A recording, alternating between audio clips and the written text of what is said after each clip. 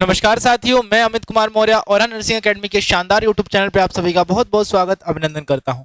आज मैं अपने नर्सिंग प्रोसेस की नई वीडियो के साथ जो नर्सिंग प्रोसेस का पार्ट 1 लेक्चर हमने डिलीवर किया था पीछे, उसके जो सेकंड पार्ट में हम आ गए हैं। उससे पीछे वाले लेक्चर में हम लोगों ने क्या कवर किया था? हम लोगों ने सिर्फ असेसमेंट और नर्सिंग डायग्नोसिस को कवर किया था। आज से हम शुरू करेंगे प्लानिंग, और प्लानिंग के बारे में हम पूरी इन डिटेल रिव्यू करते हुए जानेंगे कि प्लानिंग क्या होता है। फिर इसी के अंदर आगे हम इसके अंदर पढ़ेंगे इंप्लीमेंटेशन, और फिर इवैल्यूएशन करके हम इस लेक्चर को एंड करेंगे और इसके बारे में सारी जानकारी हम कलेक्ट करते हुए चलेंगे।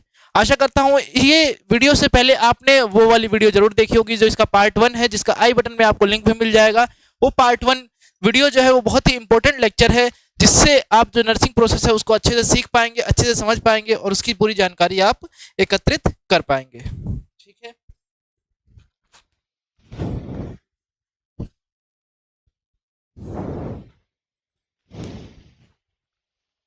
चलिए शुरू करते हैं। इसको पढ़ने से पहले एक बार हम रिव्यू कर लेते हैं कि क्या क्या हमने पढ़ा था।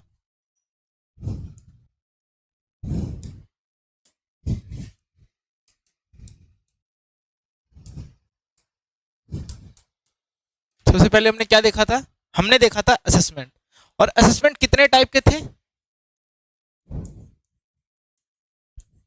असेसमेंट के अंदर डाटा कलेक्शन, और डाटा फिर दो प्रकार के थे, subjective data and objective data. ठीक है जी। फिर इसके बाद हमने क्या पढ़ा था? इसके बाद हमने फिर क्या पढ़ा था?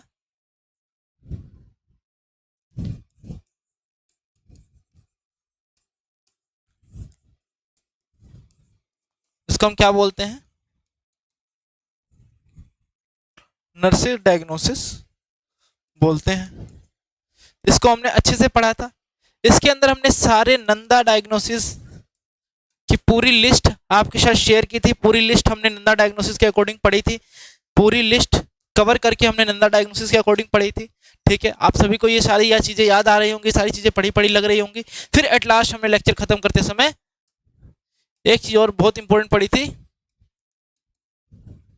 Nurses diagnosis versus medical diagnosis. ये चीज हमने एट लास्ट उस लेक्चर के अंदर कवर किया था। ठीक, अब जानेंगे प्लानिंग के बारे में। प्लानिंग क्या होता है? प्लानिंग के बारे में एक बार अच्छे से जान लेंगे। What is planning? प्लानिंग क्या है? Prioritizing the problems diagnosis, formulating goals and desired outcomes, select nursing interventions and write nursing interventions। ये सब किसके अंदर आ जाएगा? ये सब आ जाएगा प्लानिंग के अंदर। ये सब किसके अंदर आ जाएगा? प्लानिंग के अंदर। प्लानिंग क्या है? Planning involves decision making and problem solving. Planning क्या है? इन्वॉल्व करती है किसे किसे? Decision making and problem solving. It is the process of formulating client goals and decisioning the nursing interventions. Client के गोल्स को क्लियर करना और नर्सिंग इंटरवेंशंस को क्या करना? क्लाइंट के गोल्स को डिजाइन करना और नर्सिंग इंटरवेंशंस को फॉलो करना, required to prevent, reduce and eliminate the client health problem. जो क्लाइंट है उसकी हेल्थ प्रॉब्लम को एलिमिनेट कर देना, उसको क्या करना? प्रिवेंट करना और एलिमिनेट कर देना, उसको डिजाइन करना एक नर्सिंग इंटरवेंशन, और क्लाइंट के गोल्स को फॉर्मुलेट करना किसके अंदर आता है? ये आता है किसके अंदर? प्लानिंग के अंदर ये चीजें आ जाएंगी।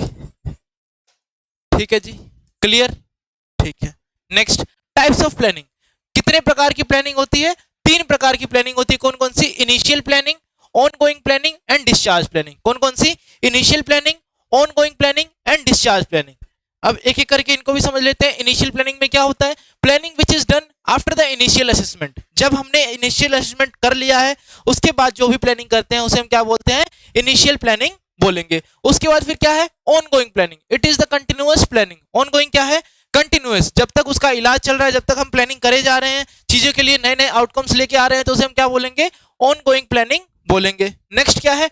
Discharge planning. Planning after the needs of discharge. मतलब कि डिस्चार्ज के बाद क्या क्या उसकी नीड्स होंगी, उसके लिए जब हम प्लान करते हैं तो उसे हम क्या बोलेंगे? प्लानिंग आफ्टर डिस्चार्ज, या उसे क्या बोलेंगे?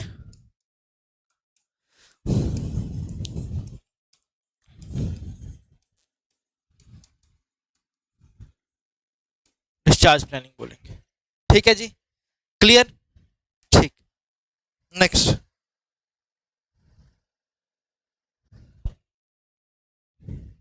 Planning process. अब प्लानिंग प्रोसेस के अंदर क्या क्या आता है? Planning process include setting priorities, मतलब कि प्रायोरिटीज को सेट करेंगे, फिर establishing client goals desired outcomes, फिर स्टेब्लिश करेंगे क्लाइंट्स के जो डिजायर्ड आउटकम्स है, जो जो आउटकम्स वो चाहता है उसे हम क्या करेंगे? स्टेब्लिश करेंगे, उसे हम क्या करेंगे? स्टेब्लिश करेंगे। तो वो इसके अंदर आ जाएगा। उसके अलावा selecting nursing interventions and activities, क्या करेंगे? कुछ सेलेक्टेड नर्सिंग इंटरवेंशंस इसके अंदर फॉलो अप करते हैं, कुछ सेलेक्टेड नर्सिंग इंटरवेंशंस इसके लिए करेंगे, इसके अंदर नर्सिंग इंटरवेंशंस पार्टिसिपेट करेंगे। राइटिंग इंडिविजुअलाइज्ड नर्सिंग इंटरवेंशंस और केयर प्लान, क्या करेंगे? इंडिविजुअल नर्सिंग इंटरवेंशंस या केयर प्लान हम इसके अंदर फिर बनाएंगे। ये सारी चीजें समझ में आ गई। ये क्या है? प्लानिंग प्रोसेस है। ठीक, नेक्स्ट क्या है? Setting priorities. अब सेटिंग प्रायोरिटीज के अंदर क्या क्या आएगा? The nurse begin planning by deciding which nursing diagnosis requires attention first, which second and so on. मतलब कि प्रायोरिटीज को ऐसे सेट करना है कि किस प्रॉब्लम्स को हमें पहले असेस करना है, मतलब कि क्या प्रॉब्लम प्रायोरिटी में ठीक होनी चाहिए, उसके बाद फिर सेकंड और उसके बाद फिर थर्ड। तो ये क्या होता है? इसी को हम क्या बोलते हैं? Setting priorities. ठीक है। Nurses frequently uses Maslow's hierarchy. Nurses क्या यूज करती हैं? मैस्लोज हायरार्की को यूज करती हैं। किसके लिए? प्रायोरिटीज को सेट करने के लिए नर्सिस क्या करती है? मैस्लोज हायरार्की ऑफ नीड्स को यूज करती हैं। ठीक है। नेक्स्ट, अब मैस्लो हायरार्की क्या होता है? आप सभी ने जरूर से जरूर पढ़ा होगा कि मैस्लो हायरार्की क्या होता है। एक बार हम छोटा सा ओवरव्यू कर लेते हैं। मैस्लो हायरार्की के अंदर तीन चीजें बताई गई थी कि किसी भी पर्सन की जो नीड्स होती हैं, जो प्रायोरिटीज होती हैं, वो तीन बेसिस पे डिवाइडेड होती है। फर्स्ट क्या है? जो बेसिक नीड होता है उस पर। सेकंड क्या है? Psychological needs.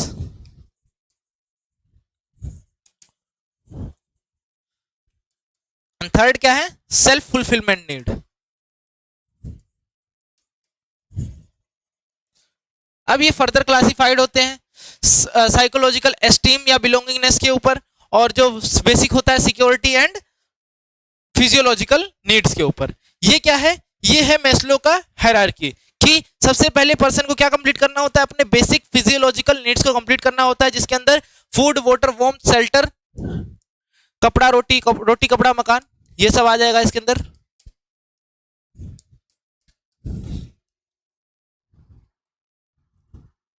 क्या क्या आ जाएगा? रोटी, कपड़ा, मकान। ठीक है जी। फिर सेफ्टी नीड्स। सेफ्टी नीड्स के अंदर क्या आएगा? Security and safety of the person. फिर आएगा belongingness, loves, intimate relationship, friends, peer groups, ये सब किसके अंदर आएगा? बिलोंगिंगनेस एंड लव नीड्स के अंदर। फिर एस्टीम नीड्स के अंदर क्या आएगा?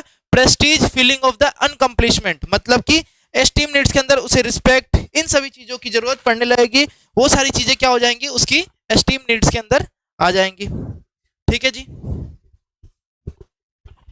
फिर उसके बाद नेक्स्ट, और फिर उसके बाद लास्ट में क्या आता है? Self actualisation. सेल्फ एक्चुअलाइजेशन क्या होता है? सेल्फ एक्चुअलाइजेशन के अंदर ये आता है कि पेशेंट ने, जो पर्सन है, उसने अपने सारे लाइफ के गोल्स अचीव कर लिए हैं, सारी चीज़ों को अच्छे से जान लिया है, सब चीज़ों को अच्छे से समझ लिया है। उसके बाद जो पर्सन होता है वो सेल्फ एक्चुअलाइजेशन में चला जाता है, जो अपने फुल पोटेंशियल से वो दूसरों के लिए, लोगों के लिए काम करने लग जाता है, दूसरे लोगों के लिए काम करने लग जाता है। तो उसे हम क्या बोलते हैं?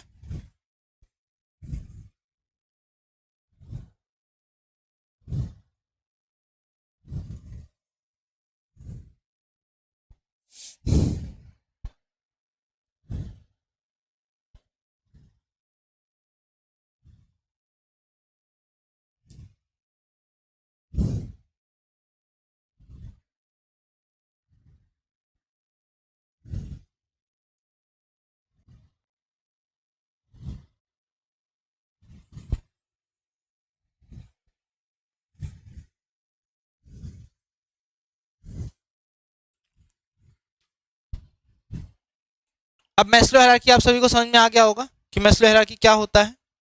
बिल्कुल अच्छे से क्लियर हो गया होगा कि व्हाट इज मैस्लो हायरार्की। ठीक है जी।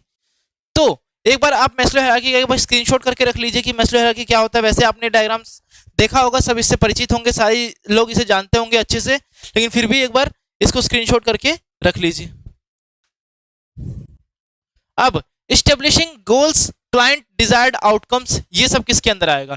Establishing client goals, desired outcomes. After establishing priorities, हमने क्या किया? प्रायोरिटीज को स्टेब्लिश कर लिया, हमने क्या किया, प्रायोरिटीज को स्टेब्लिश कर लिया। उसके बाद the nurse set goal for each nursing diagnosis, nurse क्या करेगा, गोल सेट करेगा हर एक नर्सिंग डायग्नोसिस के लिए, क्या करेगा, गोल सेट करेगा हर एक नर्सिंग डायग्नोसिस के लिए। गोल्स में भी शॉर्ट टर्म और लॉन्ग टर्म, और गोल्स कैसे होंगे, या तो गोल शॉर्ट टर्म होंगे या फिर गोल्स कैसे होंगे, लॉन्ग टर्म गोल्स होंगे। ठीक है जी। अब आएगा नर्सिंग इंटरवेंशन। ठीक है, नर्सिंग इंटरवेंशंस क्या होते हैं, नर्सिंग इंटरवेंशंस क्या है, nursing intervention is any treatment that performs to improve the patient's health. कोई भी ऐसा ट्रीटमेंट जो पेशेंट की हेल्थ को इंप्रूव करने के लिए किया जा रहा है, उसे हम क्या बोलेंगे, नर्सिंग इंटरवेंशन बोलेंगे। ठीक, उसके बाद types of nursing interventions, independent intervention, dependent intervention and collaborative intervention. तीन टाइप के होते हैं, इंडिपेंडेंट, डिपेंडेंट एंड कोलैबोरेटिव। अब इंडिपेंडेंट में क्या होता है, independent are those activities that nurses are licensed to initiate on the basis of their knowledge and skills. Independent में क्या होता है, अपनी नॉलेज और स्किल्स के ऊपर जो भी उन्हें इंटरवेंशंस प्रोवाइड करनी है वो सब किसके अंदर आएगा, वो आ जाएगा इंटरवेंशन इंडिपेंडेंट के अंदर। फिर नेक्स्ट क्या है, डिपेंडेंट इंटरवेंशन के अंदर क्या आएगा, वो एक्टिविटीज कैरीड आउट की जाएंगी अंडर द ऑर्डर्स और सुपरविजन ऑफ लाइसेंस्ड फिजिशियन। कुछ ऐसे ऑर्डर्स होते हैं, कुछ ऐसे रूल्स एंड नॉर्म्स होते हैं, या कुछ ऐसे इंटरवेंशंस होते हैं जो कब डाले जाएंगे, कब किए जाएंगे, under the observation of the physician. ठीक है। एंड नेक्स्ट कोलैबोरेटिव इंटरवेंशंस, ऐसे एक्शंस जो कि हेल्थ केयर मेंबर्स और नर्सेज साथ में कोलैबोरेट करके हेल्थ टीम मेंबर्स साथ में इंटरवेंशंस लेंगे, उसे हम क्या बोलते हैं, कोलैबोरेटिव इंटरवेंशंस बोलते हैं। उसके बाद राइटिंग इंडिविजुअलाइज्ड नर्सिंग इंटरवेंशंस, क्या लिखना है, इंडिविजुअलाइज्ड नर्सिंग इंटरवेंशंस को लिखना है, क्या करना है, इंडिविजुअलाइज्ड नर्सिंग इंटरवेंशन लिखना है। ठीक,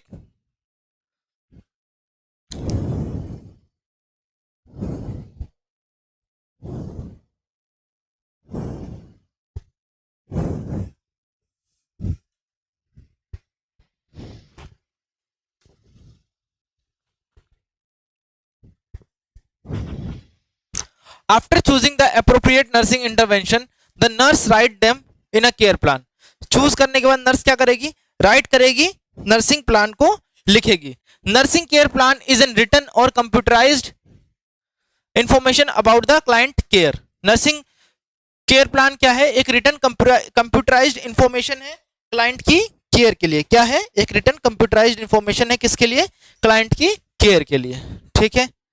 उसके बाद क्या आएगा, नेक्स्ट इंप्लीमेंटेशन। नेक्स्ट क्या आएगा, इंप्लीमेंटेशन। इससे पहले हमने अभी क्या पढ़ा है, हमने पढ़ा क्या,